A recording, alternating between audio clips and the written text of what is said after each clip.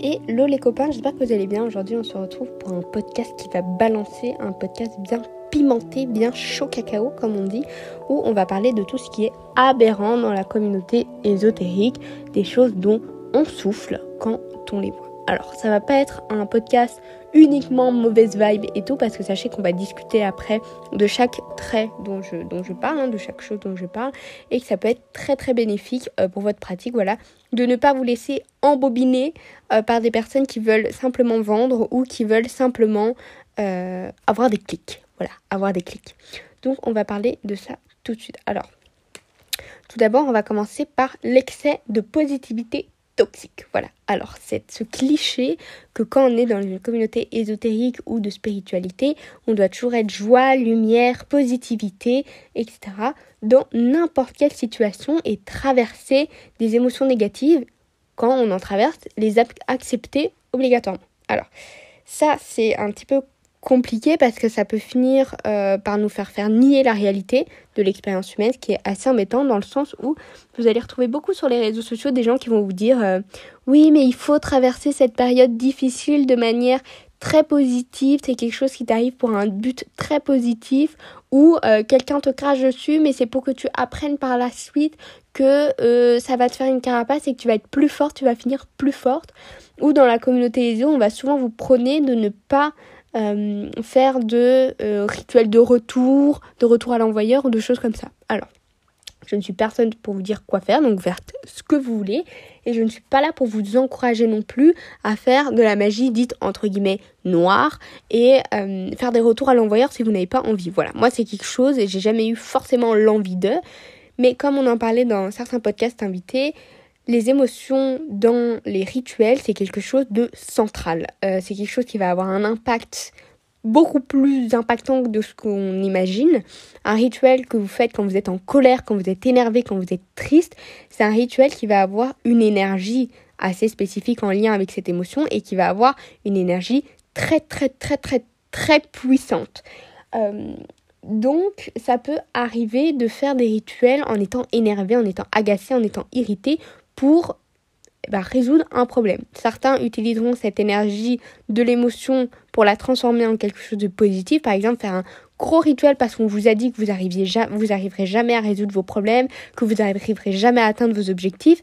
Certains, avec cette hargne, cette colère, cette énergie hyper puissante, vont faire un rituel pour transformer ça et faire un rituel d'attraction, par exemple. Ça peut être très intéressant. Certains vont être calés dans la magie de bannissement ou dans la magie un petit peu offensive, je pense que c'est ça le nom, et vont utiliser ces rituels, ces énergies très puissantes pour faire des rituels de bannissement très puissants, pour renvoyer à l'envoyeur tout ce nous a essayé d'envoyer, etc., etc., etc. Je ne suis pas là pour vous dire que la magie noire est quelque chose à faire, même si j'aime vraiment pas le terme de magie noire, vous pouvez voir un petit peu ce que ça englobe, mais il faut arrêter d'être dans une communauté hyper naïve où on se dit que tout le monde est gentil, tout le monde est bonbon, ourson et oiseau volant, alors qu'en fait il y a des gens qui ne sont pas très sympas dans la communauté ESO et que comme dans la vie de tous les jours, quand on vous crache à la figure, vous avez envie de recracher à la figure de l'autre. Voilà, ce qui est normal, c'est un sentiment humain. Après, je vous encourage pas à le faire, mais c'est important de vivre ces émotions, c'est important de, si vous le souhaitez, extérioriser au travers des rituels pour que ce soit quelque chose de plus positif. Je vous encourage à faire ça au lieu d'aller recracher sur la figure d'une autre personne ou de renvoyer. Enfin, vous voyez ce que je veux dire ? C'est pas quand vous avez reçu une baffe, c'est pas en rendant la baffe forcément ou 10 fois plus que ça va arranger la chose. Vous allez rentrer dans quelque chose d'un petit peu nocif entre guillemets. Mais voilà, chacun fait ce qu'il veut. Moi, c'est ma théorie. Je sais que certains renvoient les énergies qui ont été faites. Certains vont faire plus. Certains vont se battre vraiment. Voilà, chacun fait ce qu'il veut. Moi, c'est pas forcément dans mes valeurs. Après, c'est sûr que si vraiment on me manque de respect et qu'il y a un truc qui me fait vriller, voilà, qui me fait légèrement trigger, je peux vous dire que ça va partir. Mais c'est comme tout le monde, quoi. On reste humain et c'est pas parce qu'on est dans une communauté ESO ou dans une communauté de spiritualité que les émotions n'existent pas. Au contraire, d'autant plus, elles ont une énergie spécifique qui peuvent faire vraiment changer les choses. Et aussi quand vous faites partie, quand vous traversez des périodes assez spécifiques, assez dures, c'est important aussi de vivre cette énergie parce que ça peut ça peut être bénéfique comme ça peut ne pas l'être du tout, voilà.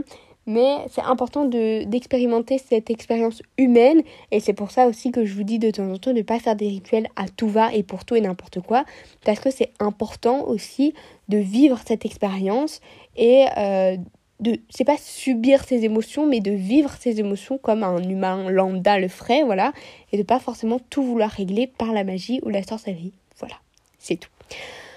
Ensuite, on a tout ce qui est, vous savez, marketing de masse pour vous vendre des cristaux à fond de balle. C'est-à-dire que moi, je suis pour la lithothérapie. Voilà, j'ai une boutique où je vous propose des bijoux en pierre naturelle. Et c'est vrai que je vous propose aussi les vertus des pierres. Alors je trouve que la lithothérapie et le fait d'acheter des pierres, c'est très très bien, mais il ne faut pas tomber non plus dans l'excès parce que ça peut devenir très nocif. Une pierre, ça va vous aider à avoir des énergies spécifiques pour atteindre par exemple un objectif. Une pierre que j'aime beaucoup, c'est la pierre d'aventurine ou la pierre de quartz rose parce que ce sont des pierres quand même assez douces et c'est des pierres qui vont pouvoir vous accompagner. Une pierre, c'est fait pour vous accompagner. Une pierre ne va pas changer votre vie du jour au lendemain. Elle ne va pas vous rendre riche. Elle ne va pas soigner votre maladie incurable. Et elle ne va pas faire en sorte que du jour au lendemain, vous ayez une villa 4 façades, piscine à Los Angeles. Non.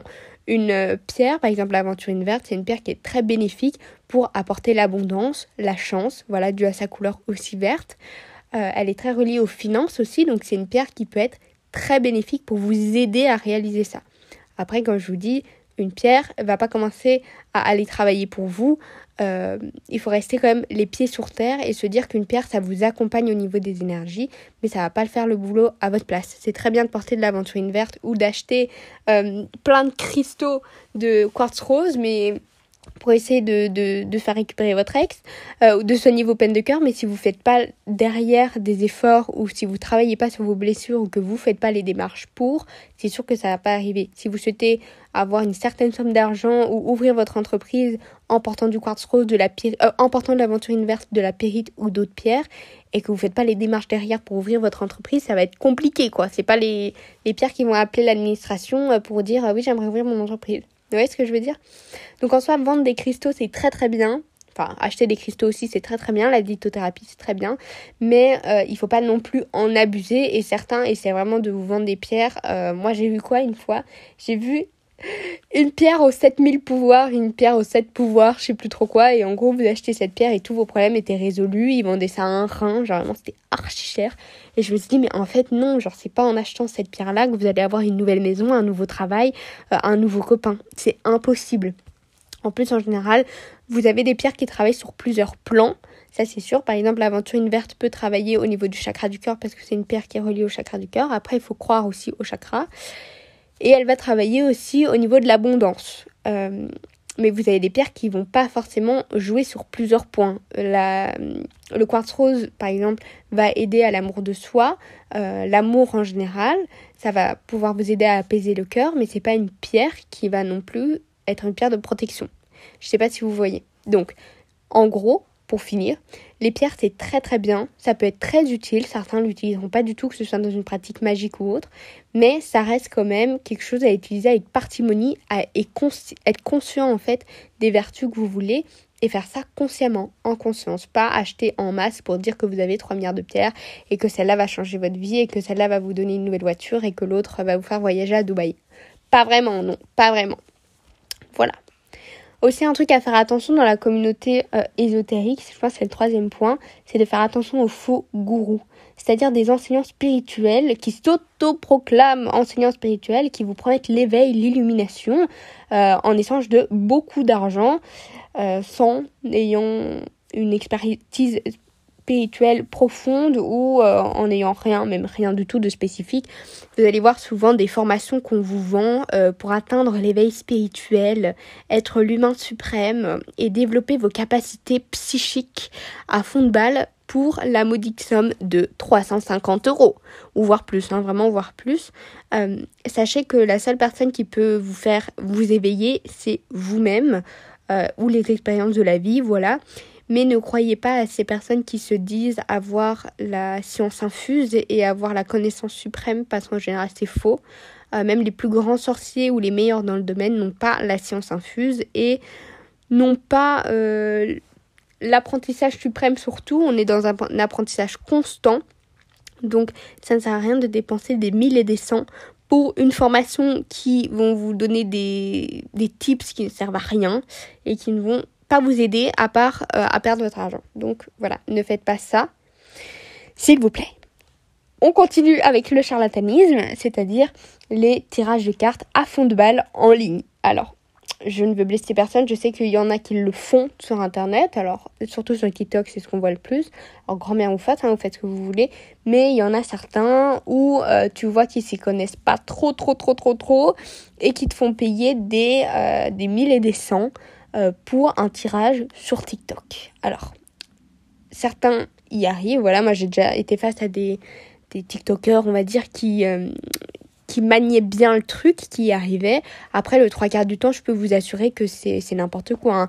Tirer les cartes, il y en a une, elle part en Australie, il y en a une autre, elle part à Bruxelles et une autre qui part à Bali, c'est pas possible. Enfin, je veux dire, à un moment, il y a tout un aspect spectaculaire qui est autour pour vous faire croire que, mais ne donnez pas votre argent à des gens sur TikTok pour vous faire un tirage de cartes. À la limite, contactez-les en message privé, mais ça sert à rien. Enfin, je pense que en vrai, quand on y réfléchit, est-ce que c'est possible qu'une personne, une médium, tire les cartes, ou une cartomancienne, tire les cartes pour 150 personnes, alors que le but, quand même, c'est de pouvoir se connecter un petit peu aux énergies de la personne, ressentir un petit peu ce qui se passe et tirer les cartes, parce que les cartes sont un support pour certains. Donc voilà, je sais que vous en avez déjà vu passer des centaines et des milliers, mais pour ceux qui ne sauraient pas, le 3/4 du temps, c'est faux. C'est juste des gens qui profitent pour avoir de l'argent, entre guillemets, facile. Donc, ne le faites pas. Ensuite, un truc dont j'avais aussi parlé, c'était vraiment les rituels. On en a parlé avec Sister Ezo, je pense. C'est les rituels, en 2 minutes, c'est fait. Alors, c'est faux. Ça, je sais que j'en avais déjà parlé, donc je vais pas repasser dessus, mais très brièvement. C'est les gens qui vont promettre des rituels pour faire récupérer ton ex, qui vont te prendre 1 minute 30. C'est faux. Un rituel, ça demande énormément de pratique, ça demande énormément d'installation aussi. Il faut du temps pour faire un rituel. Ça dépend si vous vous connectez aux heures planétaires ou pas, mais ça veut dire du coup que si oui, vous devez être à une heure spécifique en train de faire votre rituel. Et il faut toute une installation, c'est-à-dire votre cercle de protection, vos ingrédients, purifiés, consacrés, tout ce que vous avez besoin, être dans un endroit calme, pouvoir être dans un état psychologique, psychique et physique assez spécifique, voilà. Ce qui fait que c'est impossible de faire un rituel qui va fonctionner en 1 minute 30 pour récupérer ton ex. Déjà, ne faites pas ça, voilà. On sait très bien que tout ce qui est rituel d'amour et tout ce qui est relié à l'amour, c'est ce qui se vend le plus. Et c'est pour ça qu'on vous promet ça en vous disant « Oui, tu vas récupérer ton ex en 2 minutes 30. Je te conseille de suivre toutes les étapes. » Alors qu'il y a 2 étapes. Et que ma belle, en fait, c'est juste pour avoir du clic, des likes et des partages. Voilà. Ne faites pas ça. S'il vous plaît, ne soyez pas naïfs. Je vous en supplie. Je vous en supplie. Ce qu'on voit aussi et qui peut être aussi un petit peu aberrant, c'est, vous savez, quand il y a la période de Mercure rétrograde et que certains utilisent Mercure rétrograde pour tout et n'importe quoi, pour excuser tout et n'importe quoi. En fait, non. Mercure rétrograde, c'est que durant une certaine période dans l'année. C'est un moment spécifique, il me semble que même c'est déjà passé, où vous allez avoir, ça va être un moment propice où il va y avoir peut-être des petits problèmes informatiques, des petits trucs comme ça. Enfin, c'est une période pas très sympa parce qu'il vous arrive que des dingueries, mais c'est une période. Ça sert à rien de nous sortir tous les 4 matins. Ah non, mais c'est Mercure qui est rétrograde. C'est pour ça que je suis de mauvaise humeur. C'est pour ça que j'ai perdu autant d'argent. C'est pour ça que c'est pour ça qu'il m'arrive cette galère-là. C'est faux, Janine, c'est faux. Mercure rétrograde, c'est une période. Il faut savoir aussi que tout ce qui est planète, ça change, ça bouge. Peut-être que si là, pour le coup, Mercure rétrograde pas, il y aura peut-être Vénus qui va rentrer en je ne sais quoi, ou une autre planète qui va influer. Donc, ça ne sert à rien de nous sortir des c'est Mercure qui rétrograde. Tous les 4 matins, on ne vous croit plus. Voilà. Un truc hyper important, et je pense qu'on va presque finir l'épisode là-dessus, c'est le manque d'esprit critique. Alors, ça peut faire très aigri ce que je viens de dire, mais je vous assure que c'est quelque chose qui peut vous sauver la vie. Pourquoi ? Parce que l'esprit critique dans le domaine des eaux, c'est ce qui manque à fond de balle. C'est-à-dire qu'on va vous dire un truc, on va vous vendre un truc, vous allez naïvement peut-être y croire, alors qu'en fait, il faudrait avoir un esprit critique qui nous dit « Ok, pourquoi est-ce que c'est comme ça ? En quoi ? Dans quelle culture, dans quelle situation, pourquoi on essaie de me vendre ça, est-ce que c'est le prix, est-ce que c'est pas le prix, voilà. Avoir un petit esprit critique, une petite personne sur votre épaule qui vous dit ma belle, doute, parce que le doute c'est une des meilleures choses dans la sorcellerie. Ça vous permet d'éviter de dire des dingueries sur les réseaux sociaux dans le sens cette correspondance ça ne va pas, alors que les correspondances ne sont pas les mêmes partout, c'est pas identique partout. Ça vous évite aussi de vous faire entuber par des gens qui veulent simplement votre argent, ce qu'on dit vulgairement des charlatans, et qui veulent simplement votre argent. Voilà, faites des recherches, vous ne manquez rien à faire des recherches, au contraire, ça va être plus bénéfique qu'autre chose, vous allez apprendre beaucoup plus de choses. Et l'esprit critique va vous permettre d'ouvrir le champ des possibles, d'ouvrir vos connaissances et de dormir moins bête. Voilà, ce qui est, ma foi, pas une mauvaise chose, vous allez me dire, parce qu'éviter de se faire passer pour un débile, c'est quand même essentiel, c'est quand même très sympathique. Donc voilà, et je voulais terminer par un truc que j'ai vu très récemment et je me suis dit, ça franchement, c'est une dinguerie. Il faut savoir qu'il y a quelques temps, je pense que c'était il y a 2 ans, j'étais tombée sur le TikTok d'une dame qui disait être une alien réincarnée.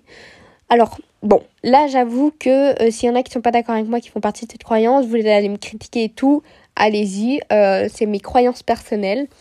Quand j'entends j'étais une alien et en fait nous sommes tous réincarnés sur Terre et nous faisions partie d'une famille d'aliens il y avait plusieurs familles différentes, plusieurs espèces, et moi je fais partie de cette espèce d'aliens, alors que nous sommes incarnés en humains et qu'on est censé vivre une vie humaine. Je vous avoue que ça me fait un peu crisper des dents. Parce qu'en fait, je me dis, il y a des gens qui vont penser qu'ils sont des aliens, alors qu'en fait non, ou qu'ils étaient des aliens et qu'ils sont venus sur cette terre pour je ne sais quoi et que les aliens vont arriver. Alors, il faut croire que moi, je suis une friande admiratrice de la théorie des aliens. Voilà, c'est pas un truc que je me cache. Oui, je pense qu'on n'est pas seul dans l'univers. Après, est-ce que j'irai sur les réseaux sociaux pour dire que la fille, comment elle s'appelait, Machin Carpenter, a fait un bisou à un alien sur scène, ce qui veut dire que c'est pour nous préparer à l'invasion d'aliens sur Terre? Pas forcément, peut-être pas, j'aurais peut-être pas l'audace. Après, comme je vous le dis, on n'a pas tous la science infuse, donc là c'est vraiment mes croyances personnelles, vous pouvez me cracher dessus si vous voulez, mais moi c'est pas quelque chose qui me transcende. Aussi des trucs que j'ai entendus en disant qu'on passait tout l'univers passé en 5D, alors je veux bien que la planète a une énergie spécifique, tout le monde a des énergies spécifiques et toute chose a une énergie spécifique. Mais de là à dire que les éveillés passent en 5D et que les pas éveillés restent en 3D, à la limite les 5D, ceux qui font passer en 5D, ils vont tous décoller en mode fusée jusqu'à une autre planète, je vous assure que je comprends pas. Et je vous assure que je l'ai vu passer, et très récemment je vois passer une dame qui est, ma foi, très jolie, hein. Elle a un très beau œil esthétique, mais elle dit qu'elle a une sirène d'une certaine famille et que du coup, elle s'est réincarnée en humaine, mais qu'elle essaie de tendre vers la vie sirène et que du coup, elle te donne les 5 tips pour te dire pourquoi tu étais une sirène dans tes vies antérieures. Alors, vraiment, tout ce qui est croyance et tout, j'aime pas cracher dessus parce que en soi chacun croit ce qu'il veut et c'est pas le problème de croire que t'étais une sirène ou un alien derrière. Le problème étant que t'as pas vraiment, l'esprit critique de nouveau est pas là, vous voyez, il y a pas de ce truc de se dire on peut très vite être entubé et se dire ah j'ai un affect très spécifique pour l'eau, j'ai très envie de me baigner à chaque fois que je vois une source d'eau, donc ça veut dire que j'étais une sirène. Alors bon, pourquoi pas, moi ça fait pas partie de mes croyances, chacun fait ce qu'il veut, mais le souci que je trouve dans ce genre de contenu et de comptes sur les réseaux sociaux, c'est que c'est ce genre de comptes qui vont vous dire aussi que les aliens existent, vont envahir la Terre et qu'on va devenir des esclaves des ovnis. Il y en a qui vont vous dire aussi que les sirènes, etc., que je trouve un petit peu problématique parce que en fait, c'est un petit peu le même genre de communauté, vous voyez, c'est le genre de communauté qui va vous dire que la Terre est plate et qui va vous sortir 3 milliards de raisons de pourquoi la Terre est plate. Ce que je trouve un petit peu embêtant parce qu'en soi, moi, tu me dis que tu penses que dans une vie antérieure, t'étais une sirène. Bah, en vrai, ok, je m'en fiche. Que t'étais un alien, bon, ça fait pas partie de mes croyances, donc je serai un petit peu crispée, mais je te dirai en vrai, si ça nous change rien à ta vie ni à la mienne, bon, grand bien te fasse. Mais qu'après tu viennes me dire que t'essaies par la peur de contrôler les gens en te disant il faut que vous me suiviez parce que moi je vous dis que les aliens vont arriver sur Terre parce que machin Carpenter a fait un bijou sur scène à une alien et que la Terre est plate parce que il y a ci, il y a ça, il y a ça. Je vous assure que je peux plus. Et je vois ça tellement de plus en plus que je trouve ça trop dommage. Et vous allez rire en me disant bah non mais t'es pas tombé sur des trucs comme ça, mais je vous assure que c'est vrai. J'ai eu toute une phase où tous mes pourtois étaient incendiés de la Terre est plate parce que si vous allez jusqu'au bout de la Terre vous allez pouvoir tomber, et parce qu'en fait la Terre elle est imprimée en 2D et pas en 3D alors que les globes terrestres existent, enfin soit, et qu'il y a ci, ça et ça qui fait que la Terre est plate. Et voilà les top 10 de pourquoi vous étiez une sirène. C'est un peu comme la même DA que voilà les 10 signes que tu es ou que tu étais une sorcière dans ta vie antérieure. Bon, les vies antérieures, moi je m'y connais pas trop. Enfin, si je m'y connais, mais c'est un truc, mes croyances sont assez ancrées vers un certain axe. Mais j'ai aussi entendu des podcasteurs qui nous disaient qu'ils avaient rencontré leur eux de leur ancienne vie. Donc en gros ce serait une théorie que y aurait plusieurs vies parallèles. Voilà, aussi le truc des sirènes, c'était aussi un peu le même délire, que vous auriez des vies parallèles et que du coup il y a moyen que vous croisiez votre vous dans des autres parallélités. Voilà. Alors moi ok, en soi ça change rien à ma vie, honnêtement ça ne change rien à ma vie. Mais ça peut être un petit peu problématique de vouloir courir vers une quête, de vouloir rencontrer son soi alien ou son soi sirène ou son soi d'avant des vies antérieures précédentes pour avoir des apprentissages, alors que en fait, vivez votre vie humaine, quoi. Vivez votre vie humaine, expérimentez, et puis si dans vos croyances vous croyez aux vies antérieures ou non, vous verrez. Ou si vous croyez à l'incarnation, vous verrez avec vos anges, etc. Voilà. Après, c'est sûr, c'est le problème, on va dire, c'est pas vraiment un problème, mais de la vie humaine, c'est qu'on est constamment en quête de réponses. Et c'est pour ça que je blâme pas les personnes qui croient être sirènes ou qui croient être autres, parce que franchement, je m'en fiche et je trouve ça même intéressant d'avoir plusieurs points de vue et de voir comment les gens font. Moi, ce qui me pose problème, comme je vous l'ai dit, c'est qu'en général, alors c'est peut-être un gros amalgame que je fais, un très gros raccourci, mais sur les peu de comptes que j'ai pu voir là-dessus, c'est des gens qui vont du coup essayer de diriger par la peur et qui vont aussi vous dire que la Terre est plate et qui vont avoir des propos un petit peu complotistes que je trouve un petit peu dommage. Voilà. Après, je trouverais ça un petit peu intéressant de vous... Je sais qu'il y a une trend comme ça sur TikTok, de vous parler un petit peu des théories du complot auxquelles je crois. Des théories du complot auxquelles je ne crois pas du tout. Je trouve que ça pourrait être intéressant d'échanger là-dessus. Dites-moi si ça vous intéresse en commentaire. Et peut-être un épisode 2 sur ce que je trouve aberrant dans le domaine ESO. Ça peut être chouette aussi. Donc dites-moi si ça vous intéresse. J'espère que ce petit épisode vous aura plu. N'hésitez pas, comme d'habitude, à vous abonner, partager, commenter le podcast. Ça me ferait énormément plaisir, à mettre une jolie note, que vous soyez sur Apple Podcast ou Spotify. Ce serait très top. Ce serait génial. Sur ce, je vous fais plein de gros bisous. Et on se dit à la semaine prochaine. Bisous!